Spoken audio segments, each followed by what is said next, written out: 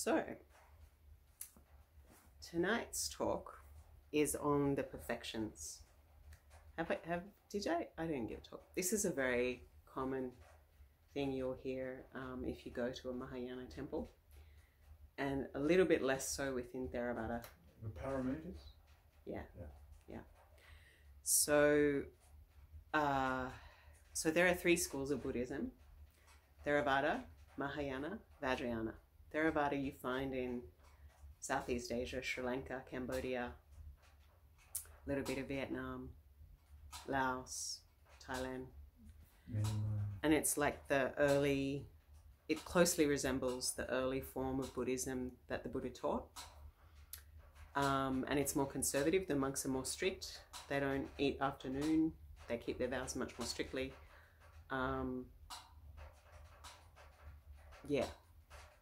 And there's an emphasis on meditation and ethics and generosity. And you'll find the temples are probably more simple and mostly by donation. And within that, there's forest monasteries, which is like a kind of like a breakaway school that went back more originally to how people were living in the time of the Buddha, like monks and nuns living in the forest in a hut. So that's why we have the cabins here, because we're influenced by the forest tradition. And that time alone in nature, nature can facilitate peace of mind and spaciousness. But there's also an emphasis on community, but it's a mix of solitude and community.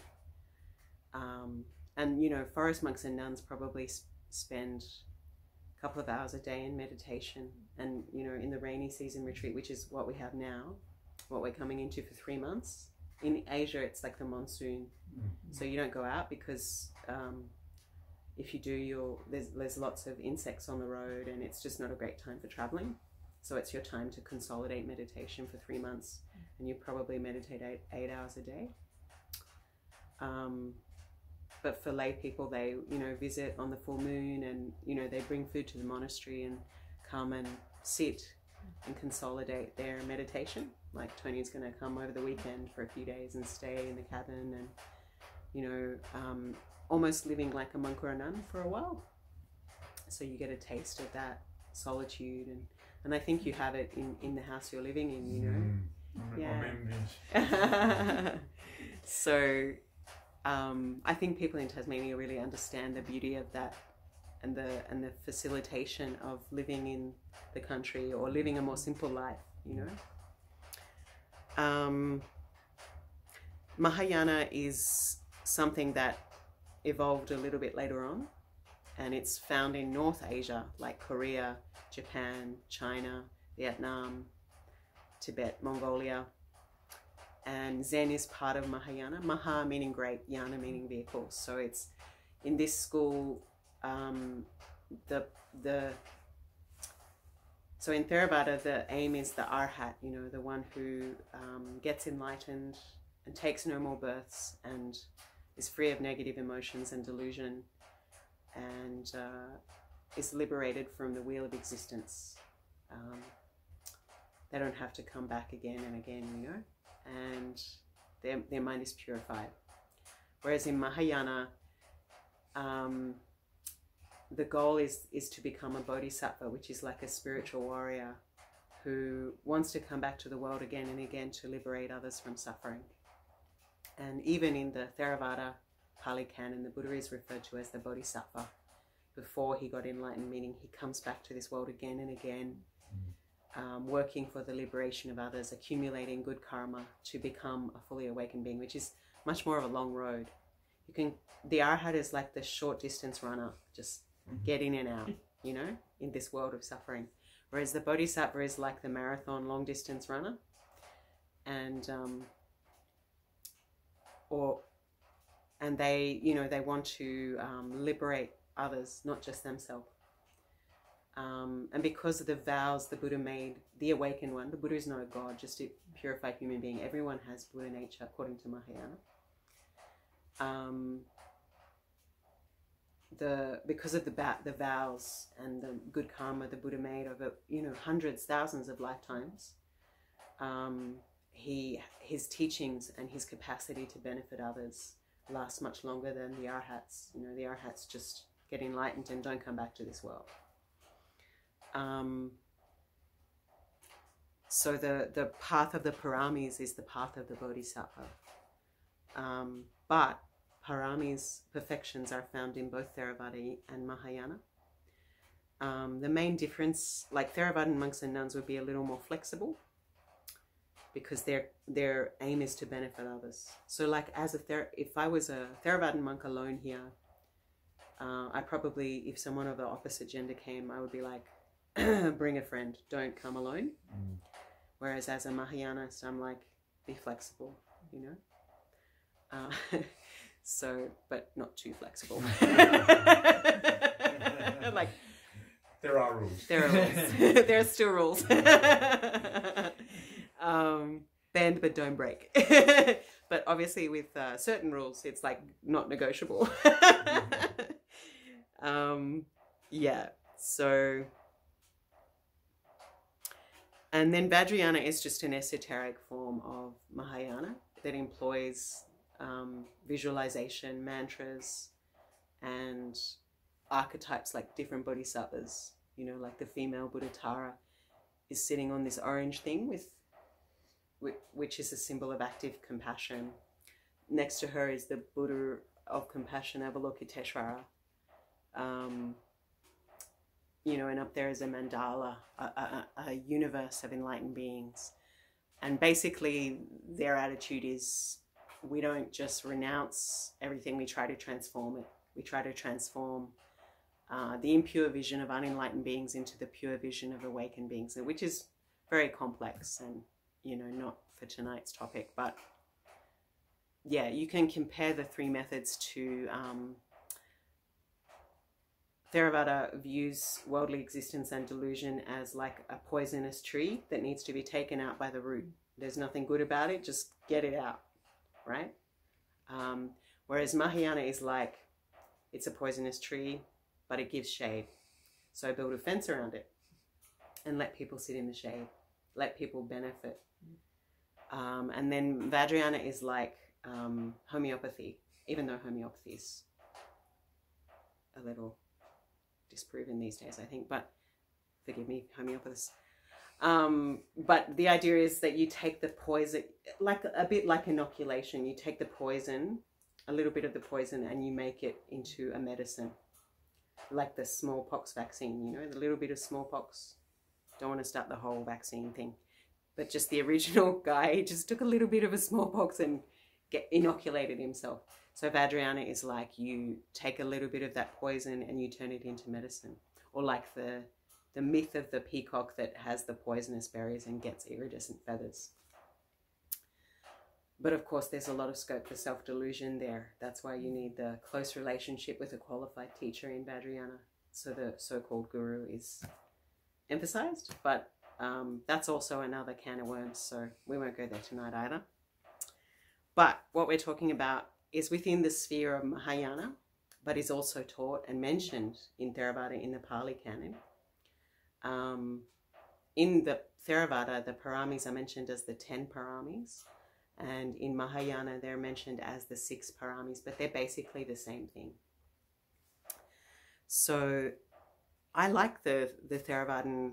So I'm a non-sectarian, but my background in training is a bit of Theravada and a bit of Tibetan Buddhism. I like the 10 precepts because they really, not precepts, perfections in Theravada, because it really expands the qualities you have to perfect on the spiritual path to have the capacity to benefit others and yourself. So the first one is generosity. So generosity is emphasized in Buddhism, like every day in Southeast Asia. Householder yogis or lay people will wake up and offer food to a monk. And like from a Western kind of Anglican work ethic, it's like, what are those bludgers doing? They're not doing anything. You know, what do they produce? Nothing. They're not economically productive, you know. But from a Buddhist point of view, they're doing the most important thing. They're seeking awakening, and they're a wealth for the whole of society. They're also, the monastery is also a receptacle of a refuge for orphans who would ordain and get an education. If you lost your job for a while, you go and volunteer in the kitchen, you get an extra meal. If you're homeless, you know, just volunteer in the temple for a while, and they'll give you a place. Obviously, you know, you have to be a bit inclined to meditation. It's not just a kind of homeless refuge. But it's like, and if you're an older person, or you're just someone who's got a bit of time, who's questioning, you can go to the monastery, and it's a refuge of peace. Or even if you just want to go like in your lunch break or on the weekend, it's a refuge, it's a sanctuary open for everyone, where everyone's welcome and safe to find peace. And it's a place where the teachings are preserved, ideally. Not every monastery is perfect. Sometimes in Thailand, like, there's some criminals who go there because they can't be arrested while they take ordination as a monk. Yeah, so, but ideally it is a place of refuge. You know, it's not just a place where people are doing nothing. And when you actually meditate, you realize it's not as easy as you think. So actually sometimes not having everything you want, and not like just living the simple life of a monk, is actually quite hard, because there's no distractions. There's lots of rules and a lot of imposed simplicity, and all you can do is look at your own mind and your own delusions, and you realize, God, I'm really kind of messed up. But that's the beginning, right? That's the beginning of the spiritual path. So it's not that people in monasteries are together. It's just that they realize they have issues, you know, and they want to work through them instead of acting out, you know, because how many things do we have to buy? How many people do we have to date? You know, how many nice meals do we have to eat? How many bottles of wine do we have to drink before we realize that happiness is an inside job? You know, and one more is not going to make us happy if we don't have inner peace. Not to say that, you know, we need to have our basic needs met and shelter and all of these fundamental things. But beyond that, beyond what we need, you know, how many planets do we need to sacrifice? How many forests do we need to cut down before we realize, you know, contentment is the highest bliss? Anyway, generosity is the first precept. So generosity opens the heart. And, you know, it's given without expectation. It is without,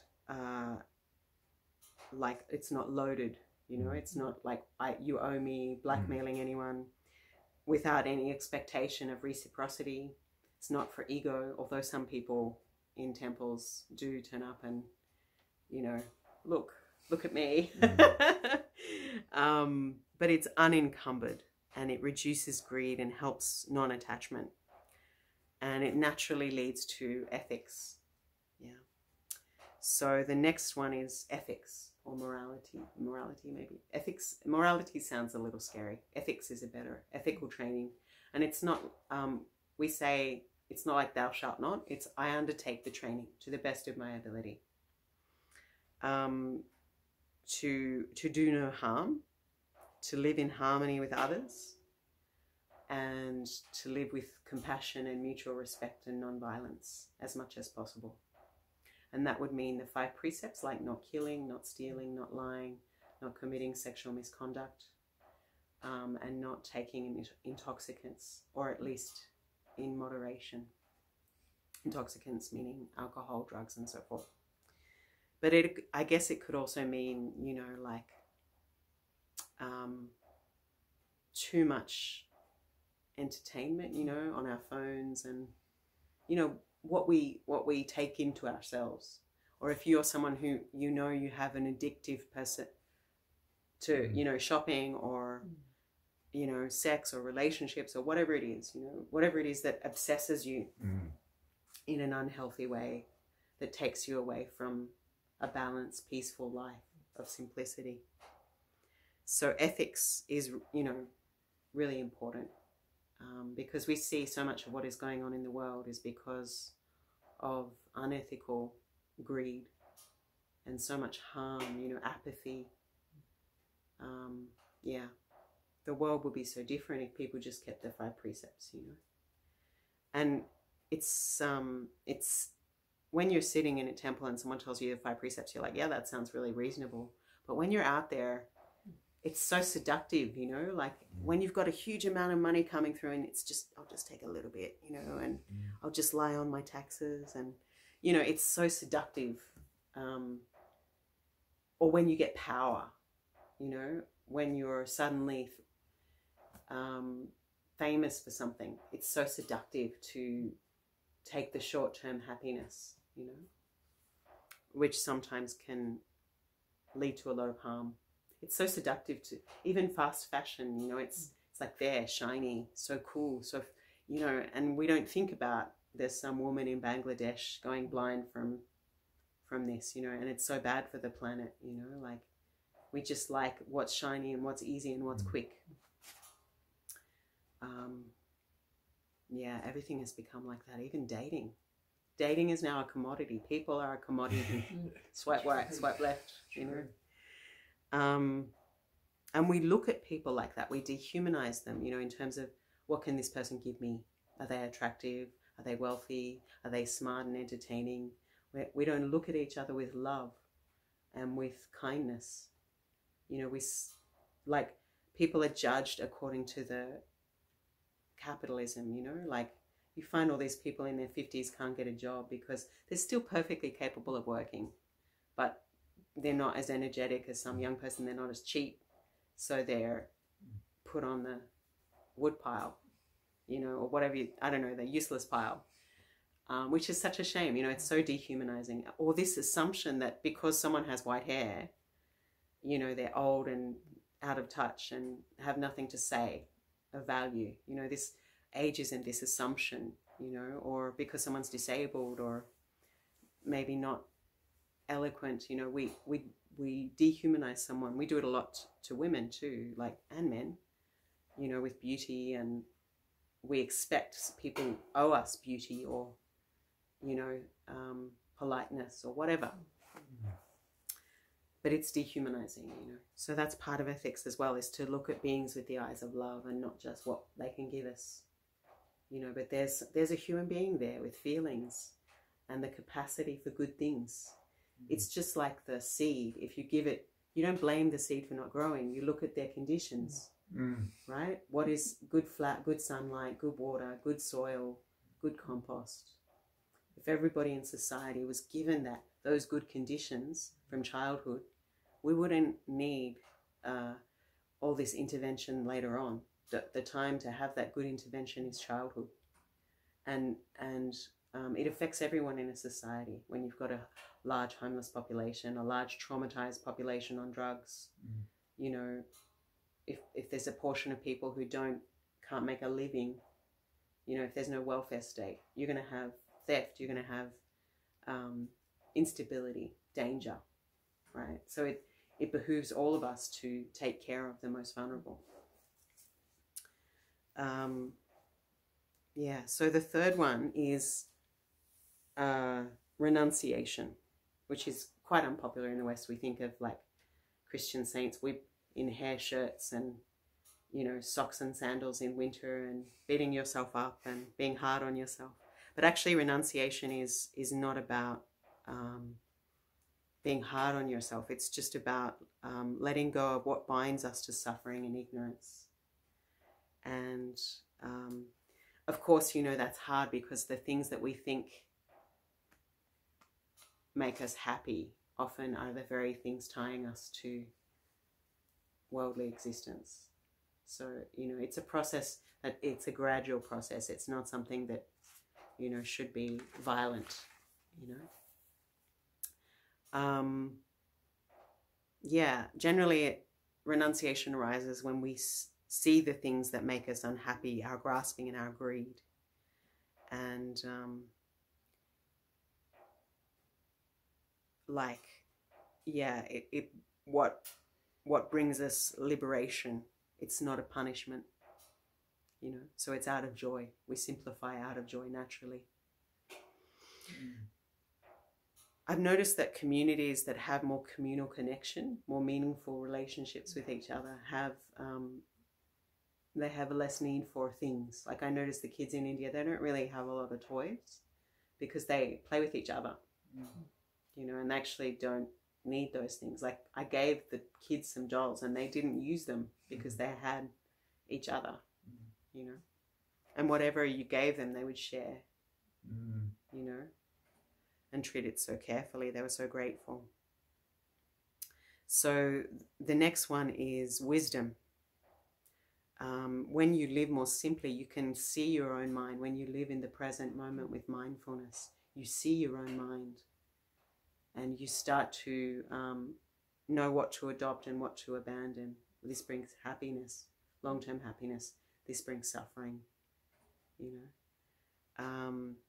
But also you see impermanence, and you can embrace it without fear, you know, as not a terrible thing, but just as, you know, we don't feel upset when the leaves turn orange or red, you know, so we're no different.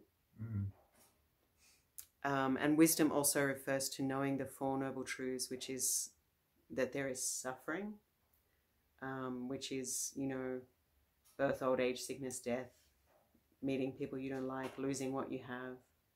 But there is also joy, there's also beauty and happiness.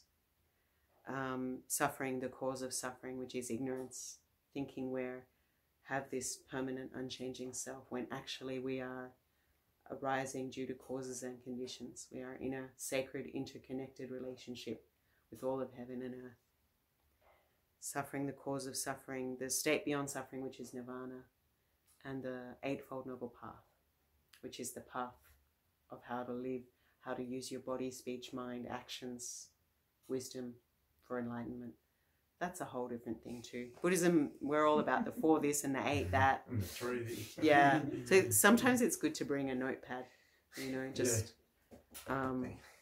but you'll hear them again and again. 4 Noble Truths, Eightfold Noble Path is a big, big thing. So then wisdom leads to energy, walking the spiritual path with fearlessness despite the obstacles. So people can be a little bit fickle these days, you know, they just want to feel good. But that's okay. That's an entry point that people, you know, like they go to yoga, maybe they feel like, oh, I really should lose some weight or something like that. You know, I need to deal with stress. But, you know, then they'll have this profound sense of peace and joy and their heart will open and they're like, wow, this isn't just aerobics. This is something deep. And then they'll seek that peace, you know, in other ways, which is okay, which is good.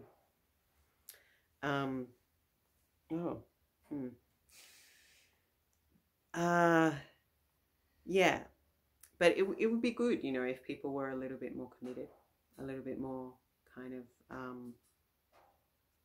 when a challenge arises, you know, like, my knees ache or that monastery is a bit far, it's a little bit cold, something good's on TV.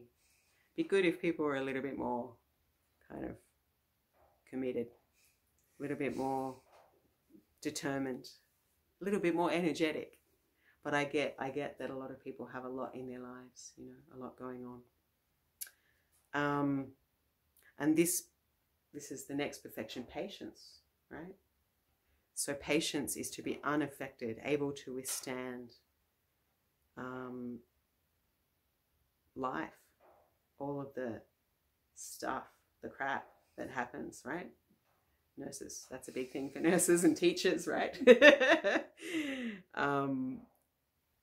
It's like we have this analogy, we say a monastery is like potatoes cooking in a pot, like they boil and they rub against each other and eventually they get all soft and mushy.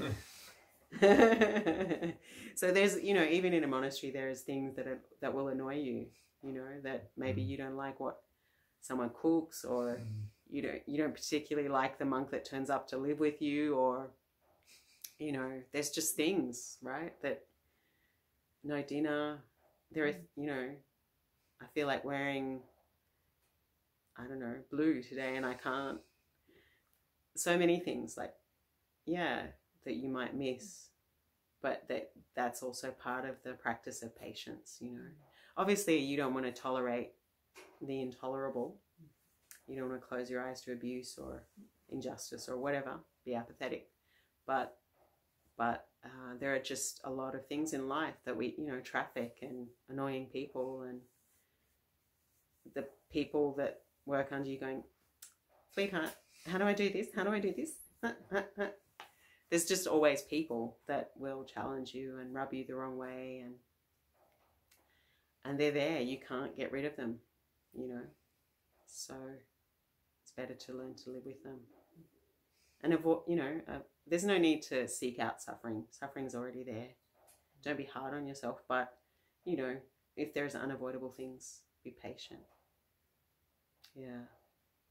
But, you know, there's also this thing of knowing when you've reached your limit and when you need to recharge, and self-care. You know, that there's this idea that you should just slog on and keep going and you just completely burn out, and that's not good either. So, you know, we need to know when to step back and when it's too much. So the next perfection is truth. So that doesn't mean, oh my God, you look terrible in that dress. You know, it's truth, like ultimate truth. So, you know, there's no need to be blunt with people if it's not beneficial, or, you know, they can't hear what you're going to say. But to, you know, in the sense that you are seeking truth, you're committed to truth, and that your speech is beneficial to others, kind, and unites people, and you're not spreading things that you don't know to be true. And, you know, it's just part of kindness to reach people on the level where they're at. So you don't, you know, talk about meditation for people that, you know, are just not, they're not going to get it. So, and then the next perfection is determination. So what is necessary, you know, and focus on that. It's so easy to get, basically, you know, the system we live in thrives on distraction, right? And it's even worse with social media. Like, we're all just like zombies, you know, just, oh, there's one more thing, there's one more thing, and there's one more thing. And, you know, before you know it, you've jumped from like Facebook to TikTok to YouTube, and then you're like mindlessly watching some ad for some product and you're like, how did I get here? You know, an hour later, you know, or you're getting enraged by something. That's another way they get your attention, you know. And it's like, you're probably reading an article and it's like, you're not even sure that it's actually factual these days, you know. So it's a waste of time, you know. And then the next one is loving kindness, moving away from self-centeredness. So that's not like self-denial. It's not like denying yourself or abandoning yourself.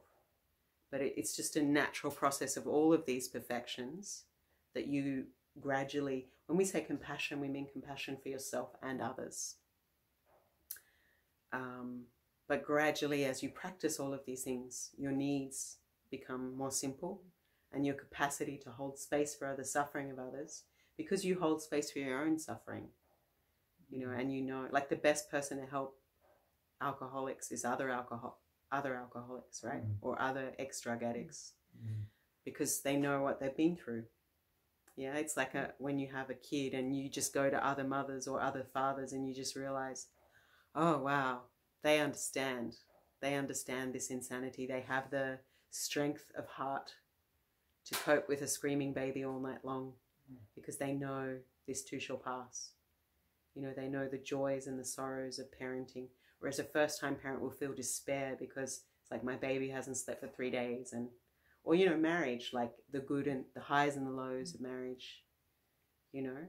So you seek advice and refuge from that person. So someone on the spiritual path is like that. They have the capacity to hold space for others because they've processed their own pain and their own suffering, or are